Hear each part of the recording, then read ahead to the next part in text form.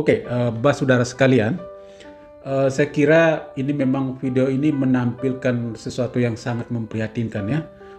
Kira-kira siapa yang akan kita gugat di sini ya? Ya, saya kira tentu yang pertama kita gugat adalah ya Dinas Pendidikan Kabupaten Sika. Apakah sekolah dengan kondisi seperti ini, apakah Dinas Pendidikan Kabupaten Sika sudah mengetahui atau belum?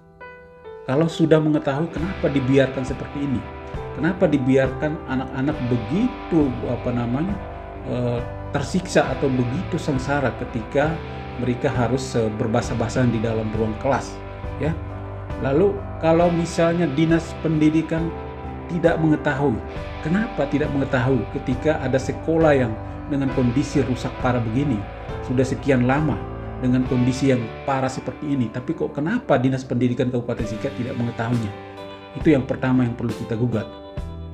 Kemudian yang kedua yang perlu kita gugat juga adalah Yayasan Persekolahan Umat Katolik atau Sampukat Maumere, ya, karena sekolah ini di bawah naungan Sampukat. Jadi kita juga perlu bertanya atau menggugat kepada Sampukat, kenapa sekolah ini kok sudah sekian tahun kok masih dengan kondisi seperti ini? Kok kenapa tidak diperhatikan? Kenapa tidak diperbaiki? Kenapa tidak direhab gitu ya? Kemudian yang ketiga kita perlu gugat juga adalah Desa Nenbura ya, Kecamatan Loreng Kabupaten Sika. Kenapa Desa Nenbura juga perlu kita gugat?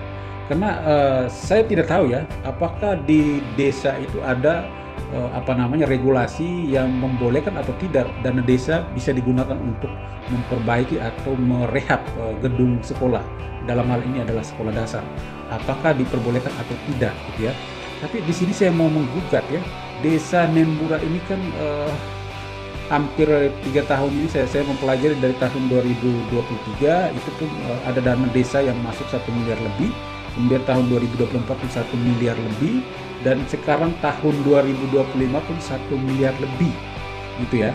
Nah, dengan keuangan yang begitu banyak masuk ke desa ini, kalau misalnya ada regulasi yang membolehkan bahwa dana desa itu bisa dipakai untuk merehab gedung sekolah, katakanlah SD, kenapa tidak dilakukan? Ya, kenapa dibiarkan sekolah ini begitu merana, begitu anak-anak didiknya begitu tersiksa ketika hujan datang?